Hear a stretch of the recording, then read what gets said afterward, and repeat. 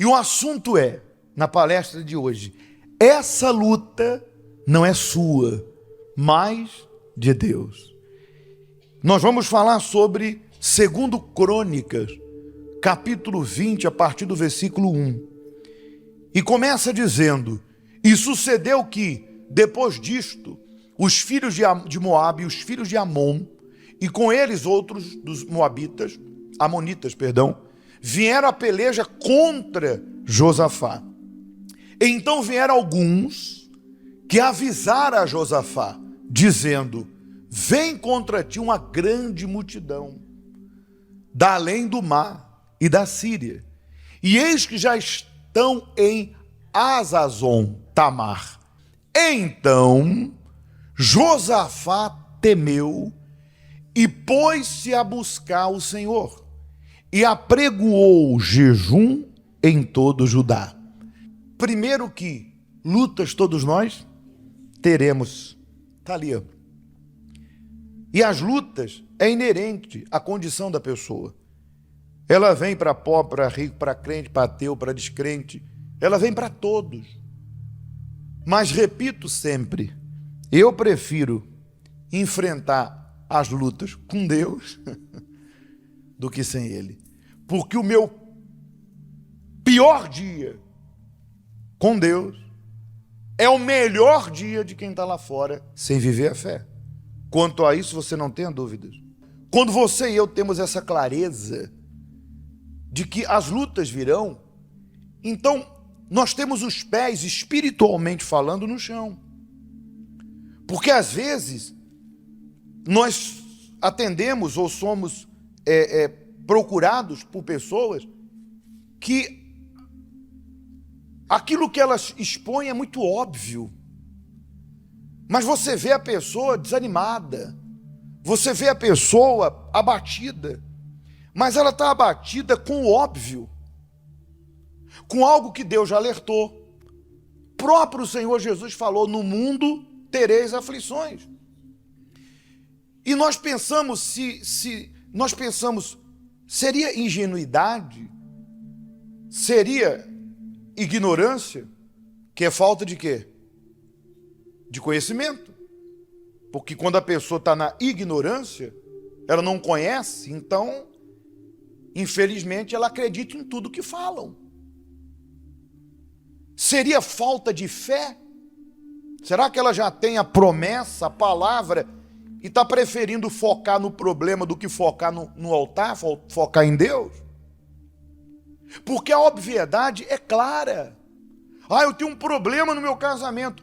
Só tem problema no casamento quem tem um casamento. Eu estou com um problema na minha empresa. Só tem problema na empresa quem tem uma empresa. É o óbvio. Qualquer pessoa que hoje tem a clareza de mente sabe que nesse mundo os problemas virão, as lutas virão. Então, quando a luta vem, eu não posso agir como se, não me contaram, eu não sabia disso. Eu não sabia que eu ia passar por isso com Deus. Eu não sabia que eu ia ter essa situação com Deus. Gente, não se trata de Deus. O mundo que vivemos jaz no maligno. Lutas e problemas nesse mundo, todos nós teremos. Mas com Deus teremos livramento. Com Deus teremos direção.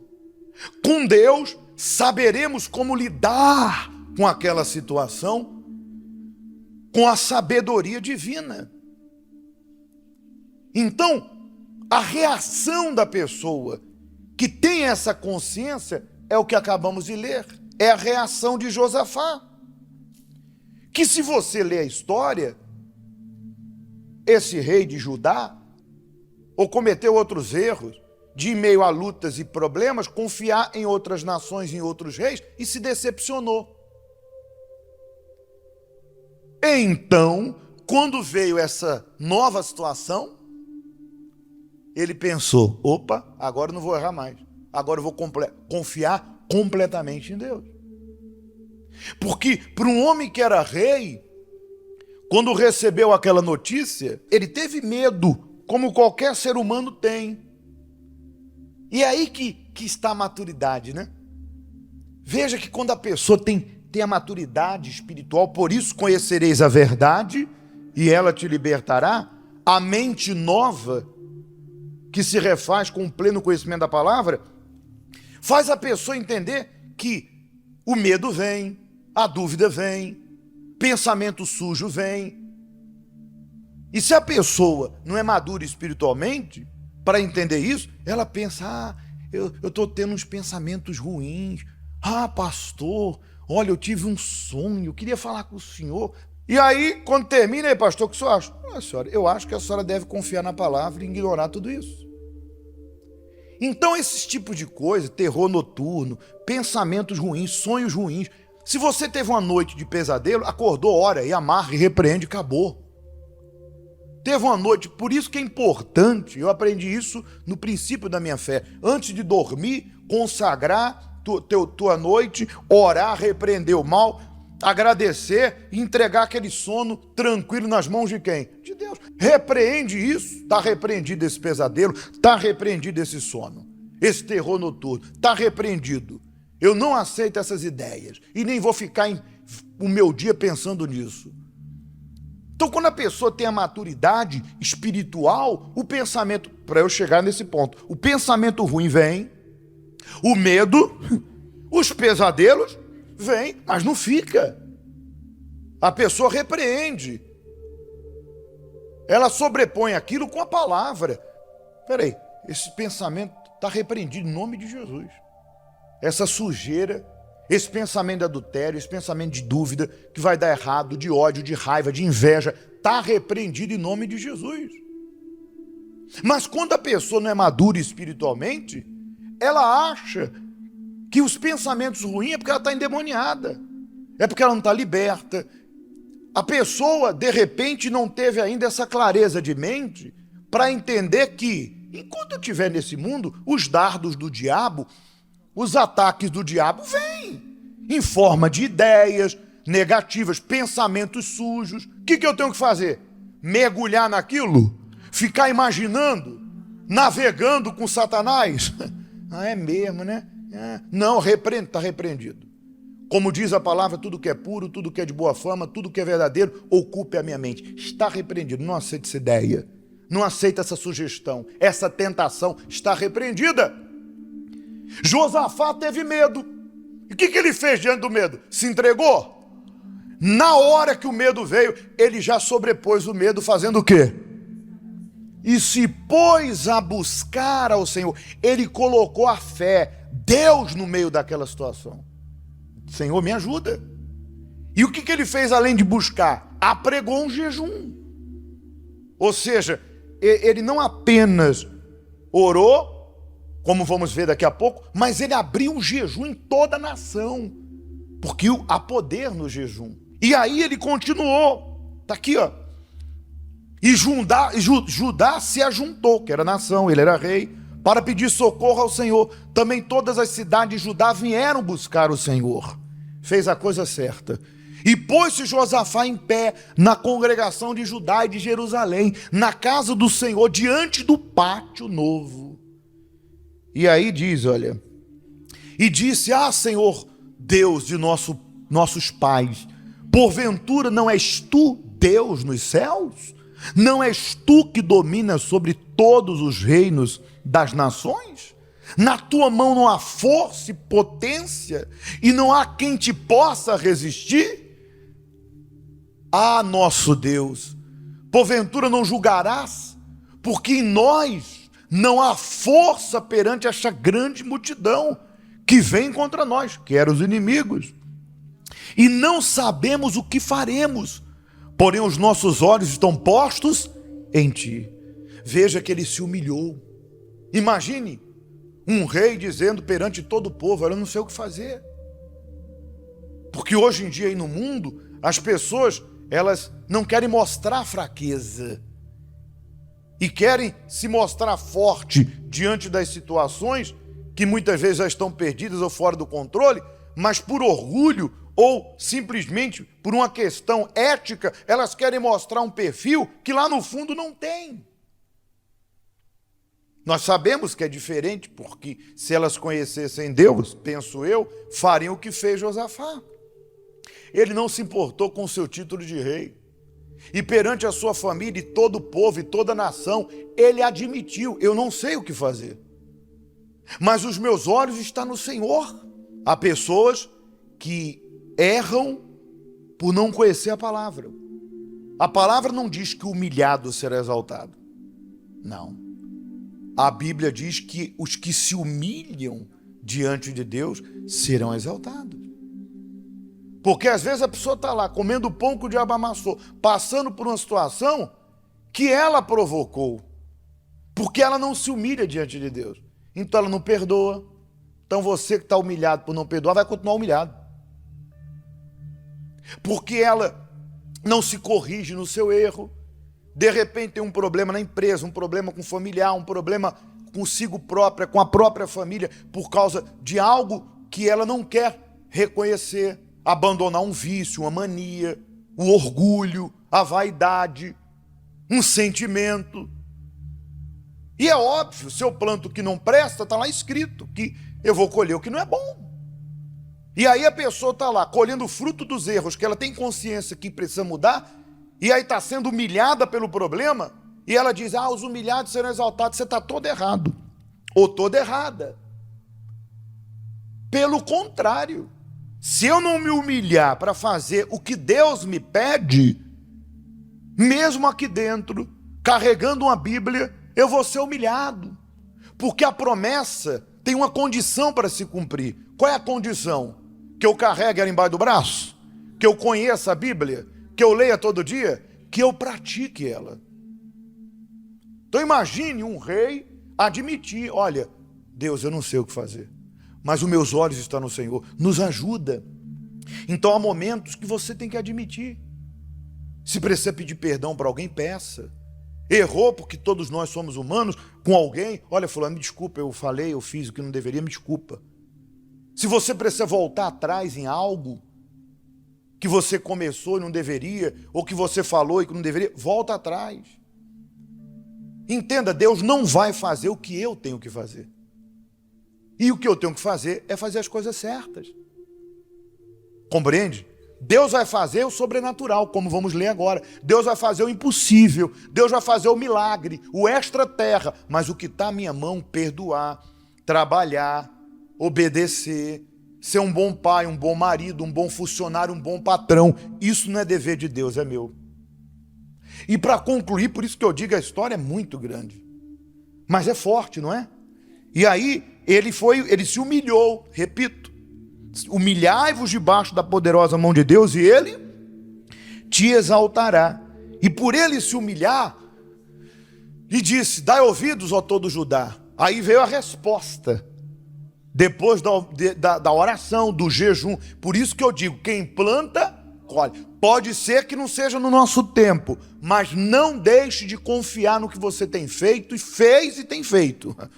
Porque olha só, e disse, a resposta veio pelo profeta: dai ouvidos todo Judá, e vós moradores de Jerusalém, e tu, ó rei Josafá, assim o Senhor vos diz: não temais, nem vos assustei, por causa desta grande multidão, pois a peleja não é vossa, mas de Deus.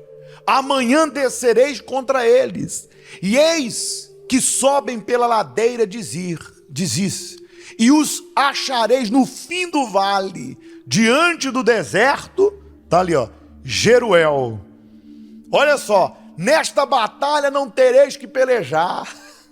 Portai-vos, ficai parado e vede a salvação do Senhor para convosco, ó Judá e Jerusalém. Não temais, nem vos assusteis. Amanhã saireis ao encontro, porque o Senhor será convosco. Veja que interessante. Existe pelejas, olha lá, que Deus manda a gente lutar. E existe peleja que Deus luta por nós. Existem situações que Deus vai dizer: vai lá, no tribunal, resolve aquilo, vai lá, fala com fulana, vai lá, abre isso, vai lá, investe nisso, ou vai lá e conversa sobre isso. Existem situações que nós vamos ter que pelejar. Mas existem pelejas extremamente espirituais e desproporcionais, tá certo a palavra, tá, né? É quando você diz assim, olha, não tenho condição, porque o exército de Judá, comparado à multidão, era uma coisa assim, extremamente desproporcional. Não havia como eles vencerem. Então, quando a coisa é realmente desproporcional e por trás, e tem o espiritual, senhora, senhor, não tenha dúvida que essa peleja vai ser totalmente de quem? De Deus. Porque Deus sabe que nós não temos o que fazer. E nem dá para fazer. Por exemplo, se a pessoa tem feito a parte dela, está sofrendo com uma doença, e ela fez a parte dela, fez a cirurgia, fez o tratamento, toma o remédio, mas o problema não resolveu, agora é Deus. Porque o que ela vai fazer? Ela já pelejou de todos os meios, foi ao médico, tomou o remédio, fez a cirurgia, agora é Deus vencer essa peleja por ela. Mas ali Deus garantiu. E um detalhe importante, ó, olha lá, achareis no fim do vale. Eu não sei em que estágio você está, mas eu creio que esse fim de vale vai chegar. Porque todos nós passamos pelo vale da sombra da morte, passamos por lutas, passamos por desertos, mas olha, Deus disse para eles, ó, eles vão estar no fim do vale, o fim dessa luta vai chegar. O fim da vergonha, com Deus tem fim para o problema. Com Deus tem fim para essa situação. Deus vai dar um fim. Foi o que Deus quis dizer, olha, é no fim do vale. Além de dar vitória, Deus falou, é lá no fim do vale. Lá vai acabar. O fim dessa vergonha está lá. Pode ir que eu estou contigo. E a peleja não era deles, de quem era?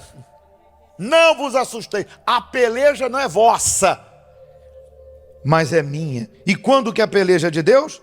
Quando eu busco e coloco nas mãos dele. Não pura e simplesmente por acaso. Eu tenho que provocar. Amém? E para concluir, eles fizeram o que Deus mandou, obedeceram, porque sempre há aqueles que são do contra. Senhora, senhor, olha para Deus, olha para a palavra e olha para a grande nuvem de testemunha. Deus é fiel, ele não falha. Mas cuidado, hein? Com os que não têm a mesma fé. Vai na tua fé. Por isso que Jesus diz, a fé que tens, tenhas para ti. Não estamos falando de algo louco, estamos falando de algo óbvio. E ali, ó, e pela manhã cedo se levantaram e saíram ao deserto de Tecoa. E ao saírem, Josafá pôs-se em pé e disse, ouvi Judá e vós moradores de Jerusalém, crede no Senhor vosso Deus, estareis seguros. Crede nos seus profetas e prosperarei. Por isso que quando nós falamos para crer no profeta e prosperar, é para crer naquilo que o homem de Deus passa para si na palavra. Há falsos profetas, sim. E qual é o falso profeta? O que não usa a Bíblia. O que está falando não está na palavra. Se está na palavra, creia. Porque se você está aqui com maus olhos, com malícia, e mesmo o profeta, sendo verdadeiro, passa para si a direção, e você tem malícia e maus olhos, não vai acontecer. Creia no profeta. Imagina se Elias falasse com a viúva pobre e ela não quisesse obedecer. Os 3 anos Deus não iria sustentá-la. Crede nos profetas. E quando começaram a cantar, continuando, louvores, o Senhor pôs-se emboscada contra os filhos de Amon e de Moabe, e os das montanhas de Seir, que vieram contra Judá, e foram desbaratados. Nisso, como que isso aconteceu? Não sei. Nisso chegou Judá à atalaia do deserto, e olharam para a multidão, e eis que eram corpos mortos que jaziam em terra, e nenhum escapou. E vieram Josafá e o seu povo para saquear os seus despojos, e acharam entre eles riquezas, cadáveres em abundância, assim como objetos preciosos, e tomaram para si tanto que não podiam levar, e 3 dias saquearam os despojos, porque eram muito. Olha só, o que parecia ser um fim, foi um começo de um grande testemunho. O que parecia ser uma derrota, foi uma grande vitória. O que parecia ser uma tragédia, marcou a história. E Deus deu a eles tanta recompensa que 3 dias não foi suficiente para colher tanta recompensa. Então, gente, não deixe de confiar. Às vezes nós estamos diante de uma situação que aos olhos humanos é tragédia. Aos olhos humanos não tem jeito. Aos olhos humanos parece que não vamos conseguir. Mas se eu e você tomarmos a atitude que Josafá tomou, de nos humilharmos diante de Deus, de confiar na palavra do profeta, de confiar em Deus e de nos permanecer firmes diante de Deus, pode ter certeza que Ele vai pelejar por nós. E aquilo que parecia ser impossível tornar-se-á possível. O que parecia ser trágico será um grande testemunho. E aquilo que aos olhos humanos não tinha jeito, Deus vai dar uma solução. E no final de tudo, o testemunho será grande. E eu quero concluir pedindo a Deus que essas palavras fiquem cravadas no seu coração. E que você saia daqui decidido a se humilhar diante de Deus e dizer: Senhor, me ajuda, me ensina, me orienta, me fortalece. Eu creio em tudo que o teu servo acabou de anunciar. Às vezes, meu Deus, eu não sei como colocar isso em prática. Me ajuda, me dá clareza de mente, me dá entendimento. E eu creio que o Espírito Santo vai te ajudar. E assim como a história de Josafá, que já passou, já morreu, aconteceu, a próxima será a sua. E se você crer, diga amém.